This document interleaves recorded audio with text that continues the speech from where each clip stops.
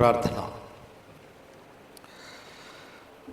పరలోకమందున్న మమ్మల్ని కన్న తండ్రి, దయగలిగిన మా దేవ, కృప కలిగిన మా తండ్రి, మహోన్నతుడా, మహాగణుడా, మహాశక్తి సంపన్నుడా, మీ ఘనమైన నామమునకు, శ్రేష్టమైన నామమునకు, శక్తి కలిగిన ఉన్నతమైన నామమునకు ప్రభు అయిన యేసుక్రీస్తు వారి పేరిట స్తుతులు స్తోత్రములు చెల్లిస్తున్నాం. నాయన తండ్రి, ఇంతవరకు మమ్మలను మా కుటుంబాలను కాచి కాపాడి ఆరోగ్యమును ఆయుష్ను మాకు ప్రసాదించి సజీవులుగా ఉంచి మీ సన్నిధికి చేర్చి మీ పరిశుద్ధ గ్రంథంలో నుండి తండ్రి మా బ్రతుకులను బాగు చేసుకునే మాటలను, మా ప్రవర్తన సరిదిద్దుకునే మాటలను, మా విశ్వాస జీవితాన్ని అభివృద్ధి చేసుకునే మాటలను, మీరిచ్చే పరలోక రాజ్యానికి చేరుకునే మాటలను మరొక్కసారి మేమందరం కూడా వినడానికి మీరు మాకు ఇచ్చినటువంటి గొప్ప భాగ్యమును బట్టి క్రీస్తు వారి పేరిట స్తుతులు స్తోత్రములు చెల్లిస్తూ ఉన్నాము.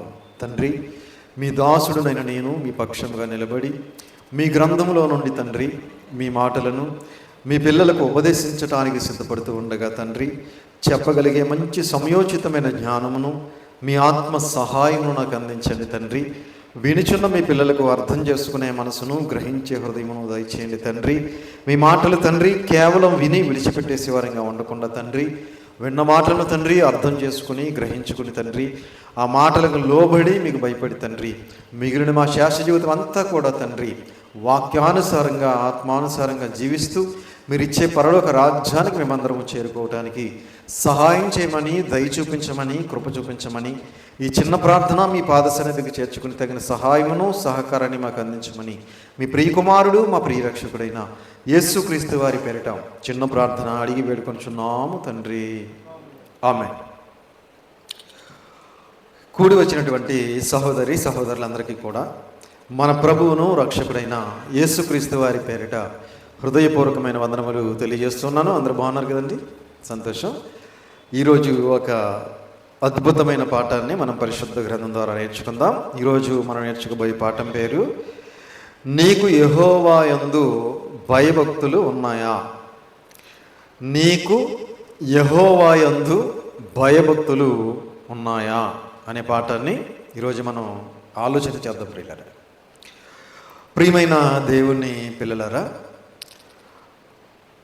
ఈ ప్రపంచ క్రైస్తవుల గురించి మనం ఒక్కసారి ఆలోచిస్తే ప్రపంచ క్రైస్తవులందరికీ కూడా దేవుడంటే భయము, భక్తి ఉన్నాయా అని మనం ఆలోచించగలిగితే క్రైస్తవులు అనబడుతున్న వారందరూ కూడా ఏమనుకుంటున్నారంటే, మేము చర్చికి వెళితే దేవుడంటే మాకు భయం ఉంది, మాకు భక్తి ఉంది అనుకుంటున్నారు. కేవలం చర్చికి వెళ్ళటం వలన దేవుడంటే మాకు భయం ఉంది, భక్తి ఉంది అని కొందరు అనుకుంటున్నారు. మరికొందరు ఏమనుకుంటున్నారంటే, మేము పాటలు పాడుతున్నాం కదా, చాలా అద్భుతమైనటువంటి పాటలు మేము పాడుతున్నాం కనుక మాకు కూడా దేవుడంటే భయం ఉంది, భక్తి ఉంది అని కొంతమంది అనుకుంటున్నారు.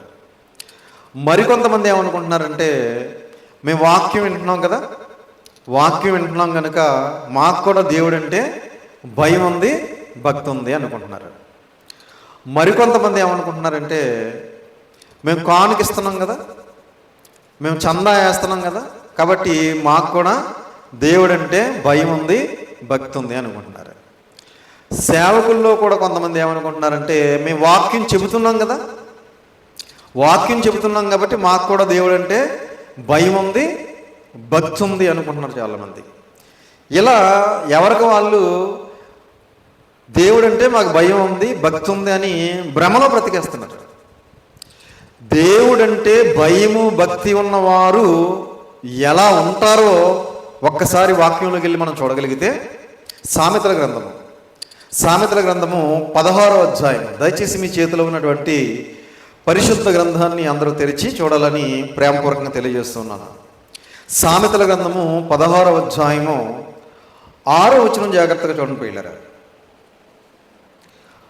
16:6 కృపా సత్యముల వలన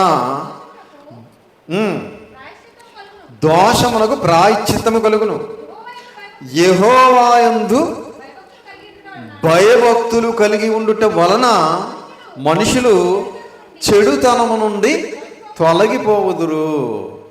యెహోవా యందు భయభక్తులు కలిగి ఉండుట వలన మనుషులు చెడుతనము నుండి తొలగిపోవుదురు.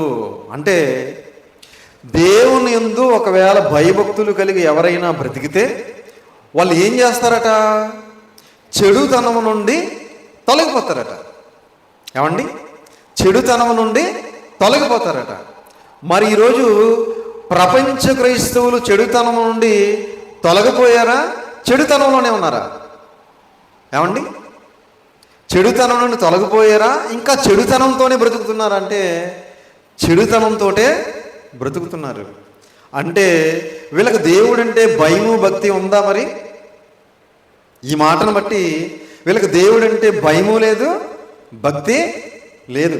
ఎందుకు అంటే ఇంకా చెడుతనంలోనే ఉన్నారు, ఇంకా చెడు కార్యక్రమాలు చేస్తున్నారు, ఇంకా దేవునికి నచ్చని వాక్య విరుద్ధమైనటువంటి భయంకరమైనటువంటి పాపపు కార్యక్రమాలు, నీచ నికృష్టమైనటువంటి కార్యక్రమాలు చేస్తున్నారంటే వీళ్ళకి దేవుడంటే భయమో భక్తి లేదు అని అర్థం. అంతే కదండి? ప్రియమైన దేవుని వాళ్ళరా, ఈరోజు ప్రపంచ క్రైస్తవులలో అనేక మంది ఇంకా చెడుతనంతోటే జీవిస్తున్నారు, ఇంకా చెడు కార్యక్రమాలు చేస్తూనే బ్రతుకుతూ ఉన్నారు, చెడును విడిచిపెట్టని వారిగానే బ్రతుకుతున్నారు. కనుక ప్రియమైన దేవుని వాళ్ళరా, ఇలా బ్రతికే వారందరికీ కూడా దేవుడంటే భయము భక్తి లేదు అని ఈ మాటను బట్టి మనం అర్థం చేసుకోవచ్చు. అంతే కదండి? అలాగే దేవుడంటే నిజంగా భయము భక్తి ఉన్న వాళ్ళు ఇంకా ఎలా ప్రవర్తిస్తారో చూస్తారో ఒకసారి. ఇదే సామెతల గ్రంథము 14వ అధ్యాయం. సామెతల గ్రంథము 14వ అధ్యాయము 2వ వచనం జాగ్రత్తగా చూడండి పిల్లలు. యథార్థముగా ప్రవర్తించువాడు యెహోవా యందు భయభక్తులు గలవాడు. యథార్థముగా ప్రవర్తించువాడు యెహోవా యందు భయభక్తులు గలవాడు. అంటే యథార్థంగా మనం ప్రవర్తించట్లేదు అంటే మనకు దేవుడంటే భయము భక్తి లేదు అని అర్థం. అంతేనండి? నువ్వు నిజంగా యథార్థంగా నువ్వు బ్రతుకుతున్నట్లయితే నీకు దేవుడంటే భయము భక్తి ఉంది అని అర్థం. అంతే కదండి? ఈరోజు ప్రపంచ క్రైస్తవుల జీవితాలు మనం ఒక్కసారి ఆలోచిస్తే యథార్థమైన ప్రవర్తన కలిగి బ్రతుకుతున్నారండి? యథార్థమైన ప్రవర్తన లేదు ప్రియమైన దేవుని వాళ్ళరా. ఏదో అలా నామకార్థంగా వెళ్తున్నారు, వింటున్నారు, పాటలు పాడుతున్నారు, చందా ఇస్తున్నారు, మళ్ళీ వెళ్ళిపోతున్నారు, అంతే. ఏమండి? యథార్థమైన ప్రవర్తన ఎవరిలోనూ కూడా కనిపించట్లేదు ప్రియమైన దేవుని వాళ్ళరా. చాలా తక్కువ మంది ఉన్నారు. యథార్థంగా ప్రవర్తించేవారు అస్సలు లేరు అని అనడానికి లేదు, ఉన్నారు, కానీ చాలా తక్కువ సంఖ్యలో ఉన్నారు. ఎక్కువ సంఖ్యలో ఎవరున్నారంటే యథార్థంగా ప్రవర్తించని వారే ఉన్నారు ప్రియమైన దేవుని వాళ్ళారా. కనుక యెహోవా యందు భయము భక్తి ఉన్నవారు ఏం చేస్తారంటే చెడుతనం నుంచి తొలగిపోతారు. యథార్థమైనటువంటి ప్రవర్తన, పరిశుద్ధమైన ప్రవర్తన, వాక్యానుసారమైనటువంటి ప్రవర్తన కలిగి జీవిస్తారు. కానీ ఈరోజు ఆ జీవితాలు కనబట్టలేదు ప్రియమైన దేవుని వాళ్ళ. యథార్థంగా ప్రవర్తించాలి, అప్పుడు మనకి దేవుడంటే భయము భక్తి ఉన్నట్లు. చెడుతనం నుండి మనం తొలగిపోవాలి, అప్పుడు మనకు దేవుడంటే భయము భక్తి ఉన్నట్లు. కేవలం చర్చకి వెళ్ళినంత మాత్రాన దేవుడంటే భయము భక్తి ఉన్నట్లు కాదు. కేవలం పాటలు పాడినంత మాత్రాన దేవుడంటే భయము భక్తి ఉన్నట్లు కాదు. కేవలం మనం వాక్యం వినటం వలన చదవటం వలన దేవుడంటే భయము భక్తి ఉన్నట్లు కాదు. కేవలం కానుక ఇవ్వటం వలన దేవుడంటే భయము భక్తి ఉన్నట్లు కాదు. ఇవన్నీ కూడా మన భక్తి జీవితంలో ఒక భాగం మాత్రమే. ఏవి? చర్చికి వెళ్ళటం, పాటలు పాడటం, వాక్యం చదవటం, వాక్యం వినటం, కానుక ఇవ్వటం, ఇవన్నీ కూడా మన భక్తి జీవితంలో ఒక భాగం మాత్రమే. కేవలం ఇవి చేసినంత మాత్రాన మనకు దేవుడంటే భయము భక్తి ఉన్నట్లు కాదు. చెడుతనం నుండి నువ్వు ఎప్పుడైతే తొలగిపోతావో అప్పుడు నీకు దేవుడంటే భయము భక్తి ఉన్నట్లు. నువ్వెప్పుడైతే వాక్యం విని వాక్యానుసారంగా పరిశుద్ధమైన ప్రవర్తన కలిగి యథార్థమైన ప్రవర్తన కలిగి బ్రతుకుతున్నావో అప్పుడే నీకు దేవుడంటే భయము భక్తి ఉన్నట్లు. కనుక ప్రియమైన దేవుని వల్లరా, ఈరోజు చాలామంది ఏదో అలా వెళ్ళి వినేసి వచ్చేస్తున్నారు. మాకు దేవుడంటే భయము భక్తి ఉంది అనుకుంటున్నారు. ఏమండి? నిజంగా మనం దేవుడు అంటే భయము భక్తి కలిగి బ్రతికితే దేవుడు మనకి ఏమిస్తాడో చూస్తారా? ఏమండి? కీర్తన గ్రంథం 115వ అధ్యాయం. నిజంగా మనం దేవుడంటే భయము భక్తి కలిగి బ్రతికితే, అలా భయము భక్తి కలిగి బ్రతికే వారి పట్ల దేవుడు ఏం చేస్తాడో ఒకసారి మనం చూడగలిగితే 115వ అధ్యాయం, కీర్తన గ్రంథము 115వ అధ్యాయం 13వ వచనం జాగ్రత్తగా చూడండి పిల్లలు. 115:13. పిల్లలనేమి పెద్దలనేమి తన యందు భయభక్తులు గలవారిని యెహోవా ఆశీర్వదించును. పిల్లలనేమి అంటే చిన్న పిల్లలైనా పర్వాలేదు, పెద్దలనేమంటే పెద్దవాళ్ళు. ఏమండి? పిల్లలైనా పెద్దవాళ్ళైనా దేవుని యందు భయభక్తులు కలిగి బ్రతికితే వాళ్ళు ఏం చేస్తాడట? దేవుడు ఆశీర్వదిస్తాడట. ఏమండి? దేవుని ఆశీర్వాదం మనం పొందుకోవాలంటే, దేవుని దీవెనలు మనం పొందుకోవాలంటే, దేవుని మేలులు మనం అందుకోవాలి అంటే ఏం చేయాలి? మనం దేవుని యందు భయము భక్తి కలిగి బ్రతకాలి. ఈరోజు చాలామందికి ఏమండి భయం ఉంటే భక్తి ఉండట్లేదు, భక్తి ఉంటే భయం ఉండట్లేదు. కొంతమందికి భయం ఉంది, కొంతమందికి భక్తి లేదు. కొంతమందికి భక్తి ఉంది, కొంతమందికి భయం లేదు, కొంతమందికి రెండూ లేవు. ఏమండి? ప్రియమైన దేవుని వాళ్ళారా, ఊరికే అలా భయపడుతున్నట్టు నటిస్తున్నారు కొంతమంది. ఏమండి? అది నిజమైన భయం కాదు. ఊరికే భక్తి ఉన్నట్టుగా నటిస్తున్నారు కొంతమంది, అది నిజమైన వాక్యానుసారమైన భక్తి కాదు. వీళ్ళలో కొంతమందికి ఎప్పుడు భయము భక్తి వస్తాయో తెలుసండి? ఏదైనా ఒక భయంకరమైనటువంటి వ్యాధి సంభవించిందనుకోండి, అప్పుడు ఉంటుందండి భక్తి, అప్పుడు వస్తుంది మరి భయం. నరాల్లోంచి పొంగుకుంటూ వచ్చేస్తుంటుంది భయం భక్తి. ఏమండి? అప్పుడు మారిపోతారు వాళ్ళు, వెంటనే మారు మనసు పొందుతారు అనుకుంటాను నేను. ఏమండి? అలా మాట్లాడే విధానం మారిపోద్ది, చాలా నెమ్మదిగా చాలా పద్ధతిగా మాట్లాడతారు అప్పుడు. మరి అంతకుముందు విచ్చలవిడిగా గర్వంగా అహంకారంగా మాట్లాడిన వాళ్ళు ఎప్పుడైతే అనారోగ్యం వచ్చి చచ్చిపోతాడని డౌట్ వచ్చిందో వెంటనే సైలెంట్ అయిపోతారు, చాలా సైలెంట్గా మాట్లాడతారు, చాలా పద్ధతిగా చాలా భక్తిగా చాలా వినయ విధేయతలతో మాట్లాడుతూ ఉంటారు. ఎప్పుడైనా చూసారు మీరు ఇలాంటి వాళ్ళని? నేను చూశాను. ఏమండి? రోగం రాకముందేమో భయంకరంగా మాట్లాడారు, రోగం వచ్చిన తర్వాత చాలా వినయం, చాలా విధేయత, చాలా పద్ధతి, ఎంతో మంచిగా మాట్లాడతారు. మరి ఇదే పద్ధతి, ఇదే మంచితనం, ఇదే తగ్గింపు తత్వం, ఇదే వినయము, ఇదే విధేయత నీకు ముందెందుకు లేవు? ముందు కూడా అలా ఉండాలి కదా, ముందు అలాగా ఉండరు. ప్రియమైన దేవుని వాళ్ళారా, అది కూడా నిజమైన భయము నిజమైన భక్తి కాదు. నువ్వెప్పుడూ కూడా ఒకేలాగా ఉండాలి. ఏమంటే? రోగం వచ్చినప్పుడు ఒకలాగా, బాధ వచ్చినప్పుడు ఒకలాగా, ఇబ్బందులు వచ్చినప్పుడు ఒకలాగా, అన్నీ బాగున్నప్పుడు ఇంకొకలాగా. ఏమంటే? దీని వేషధారణ అంటారండి, వేషధారణ. ఈరోజు వేషధారులుగా మోసగారులుగా బ్రతుకుతున్నారు క్రైస్తవుల్లో చాలామంది. ఏమండి? అలాంటి జీవితం మనం ఎప్పుడు కూడా జీవించకూడదు.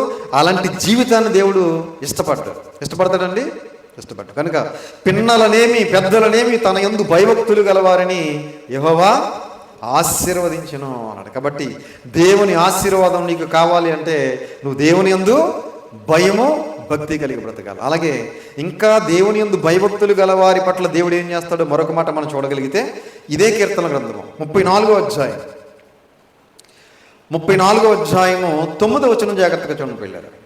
34:9.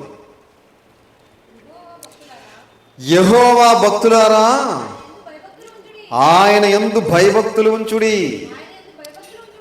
ఆయన యందు భయభక్తులు ఉంచువారికి ఏమీ కుదవలేదు. తీసారా? కీర్తన గ్రంథం 34:9. అందరూ చూడాలి.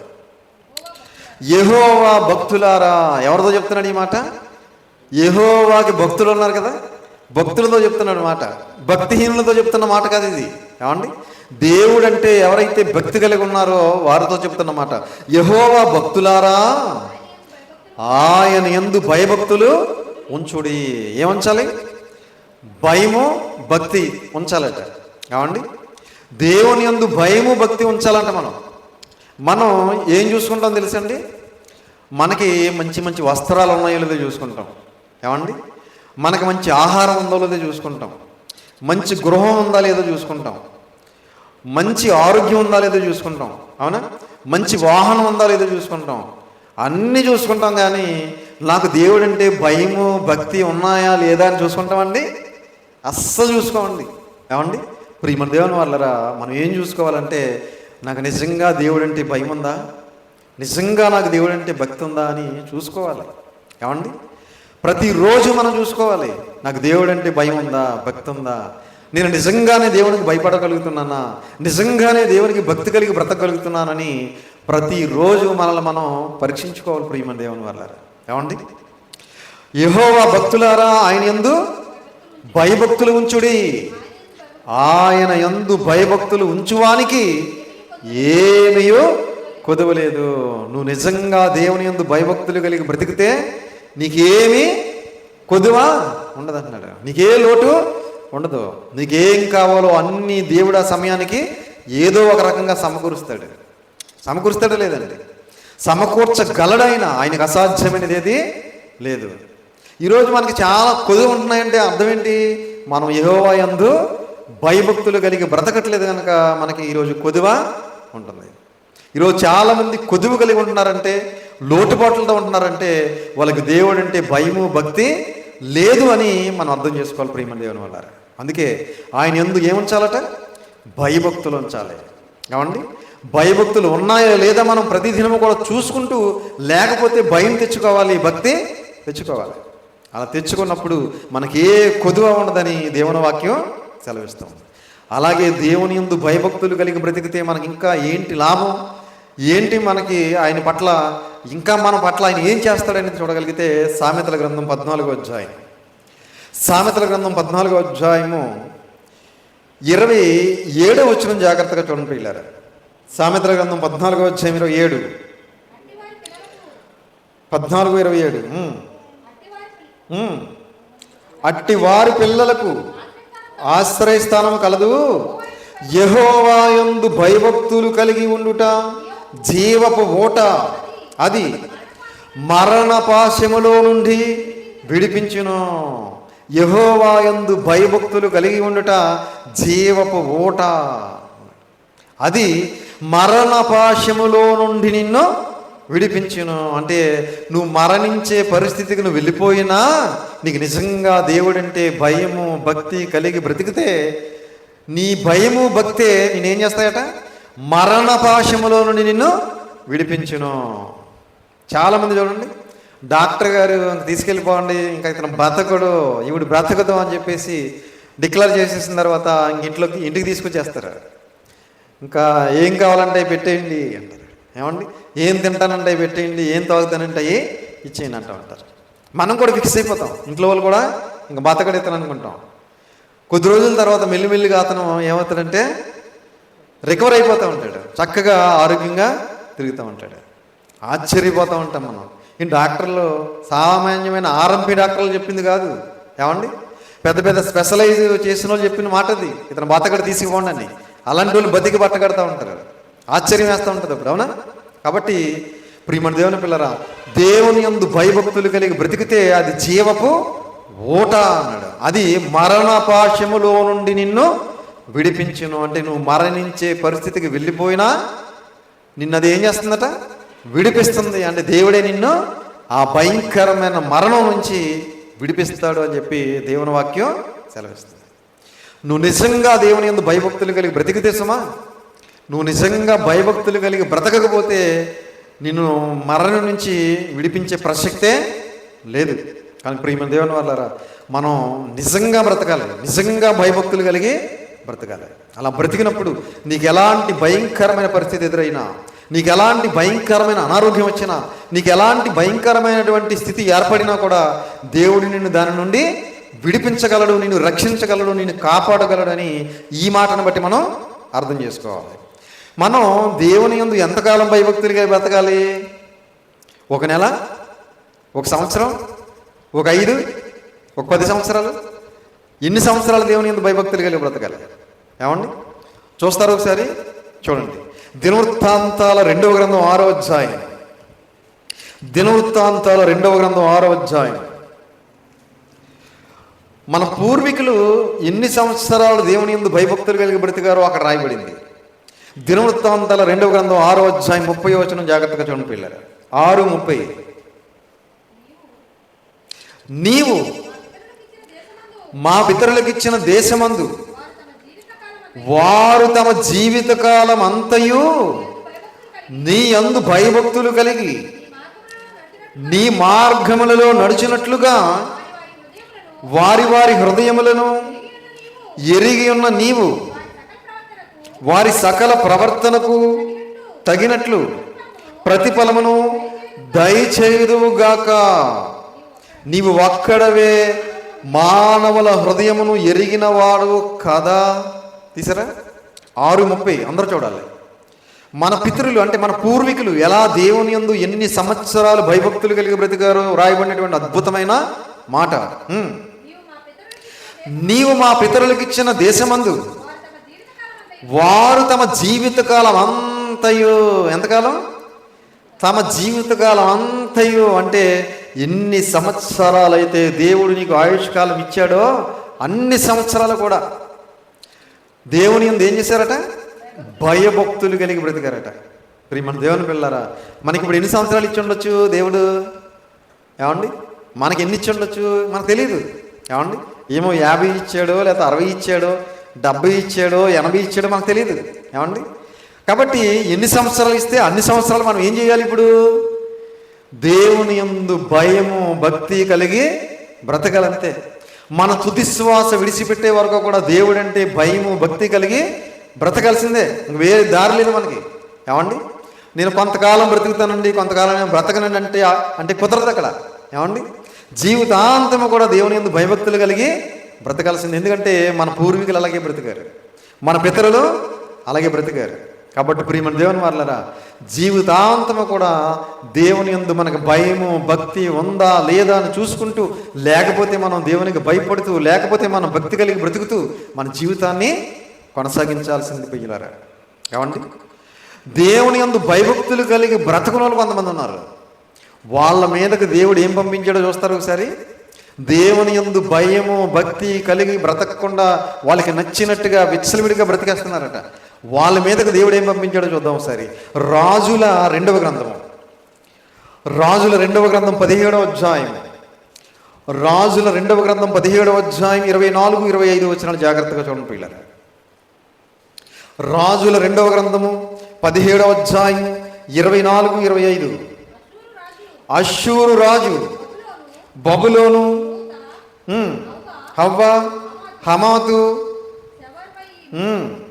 అను తన దేశములలో నుండి జనులను రప్పించి ఇశ్రాయేలు వారికి మారుగా షోమ్రోను పట్టణములలో ఉంచిన గనుక వారు షామ్రోను దేశమును స్వతంత్రించుకొని దాని పట్టణములలో కాపురము చేసిరి.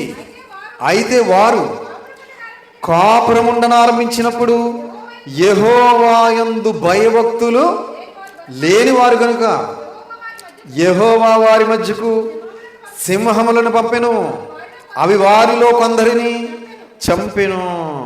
ఏమండి, షామ్రోను పట్టణంలోనికి అష్షూరు రాజు కొంతమందిని తీసుకొచ్చి అక్కడ పెట్టాడట. వాళ్ళందరూ ఎలా బ్రతుకుతున్నారట? 24వ వచనం. అయితే వారు కాపురముండనారంభించినప్పుడు యెహోవా యందు భయభక్తులు లేనివారు కనుక. ఏం లేదట? దేవుడంటే వీళ్ళకి భయం లేదట, భక్తి లేదట. యెహోవా యందు భయభక్తులు లేనివారు కనుక యెహోవా వారి మధ్యకు సింహములను పంపెను, అవి వారిలో కొందరిని చంపెను. దేవుడంటే భయము భక్తి లేకుండా ఎవరికి నచ్చినట్టుగా విచ్చలవిడిగా వాళ్ళు బ్రతుకుతుంటే దేవుడు చూసి చూసి సింహాలను పంపించాడట. వారిలో కొందరిని అవి చంపెను. అప్పుడు సింహాలు పంపించాడు. ఇప్పుడు కూడా సింహాలు పంపిస్తాడా? ఇప్పుడు సింహాలు పంపించాడు. ఇప్పుడు ఏం పంపిస్తాడు? ఏదో వైరస్ పంపిస్తాడు. అవునా? మొన్న కరోనా వైరస్ పంపించాడు. ఏమైంది? కోట్ల మంది కాలగర్భంలో కలిసిపోయారు. అవునా? కాబట్టి దేవుడు అలాంటి వైరస్ ఏదో పంపిస్తాడు. మనం ఏమీ చేయలేము. అప్పుడు ఏమైనా చేయగలమండి? ఏమీ చేయలేము. ఎంతోమంది కోట్లకు పడగలెత్తన కోటీశ్వరులే కాలగర్భంలో కలిసిపోయారు. ఏమండి? ఏదో రకంగా బ్రతకాలని ప్రయత్నం చేశారు, కానీ ఆక్సిజన్ లేక చచ్చిపోయారు. ఏమండి? అవునా? ఆక్సిజన్ లెవెల్స్ పడిపోయి చచ్చిపోయారు, ఊపిరి ఆడక. కాబట్టి ఊపిరిచ్చిన దేవుడు ఊపిరి తీసేయటం పెద్ద పని కాదు. కాబట్టి ప్రియమైన దేవుని వల్లరా, మనం భయపడాల్సింది ఈ లోకంలో జంతువులకు కాదు, పురుగులకు కాదు. ఏమండి? ఈ లోకంలో మనుషులకు కాదు. ఎవరికి భయపడాలి? మనం దేవునికి భయపడాలి. దేవునికి భయపడాలి, దేవునికి భక్తి కలిగి బ్రతకాలని దేవుడు మనకి ఎన్నో మాటలు పరిశుద్ధ గ్రంథంలో వ్రాయించాడు ప్రియమైన దేవుని వారు. కనుక మనందరికీ భయం ఉందా లేదా, భక్తి ఉందా లేదా అని పరీక్షించుకుంటూ, భయం లేకపోతే భయపడుతూ, భక్తి లేకపోతే భక్తిని పెంపొందించుకుంటూ, విశ్వాసం లేకపోతే విశ్వాసాన్ని పెంపొందించుకుంటూ, మనందరం కూడా వాక్యానుసారంగా, ఆత్మానుసారంగా, పరిశుద్ధంగా, పవిత్రంగా బ్రతుకుతూ క్రీస్తు రాకడ కోసం సిద్ధపట్టుగలిగి యేసుక్రీస్తు వారి ద్వారా పరలోకానికి చేరుకోవాలని ప్రేమపూర్వకంగా తెలియజేస్తూ ఈ మాటలు ముగిస్తున్నాను. తలలు వంచండి, ప్రార్థన చేసుకుందాం. ప్రార్థన.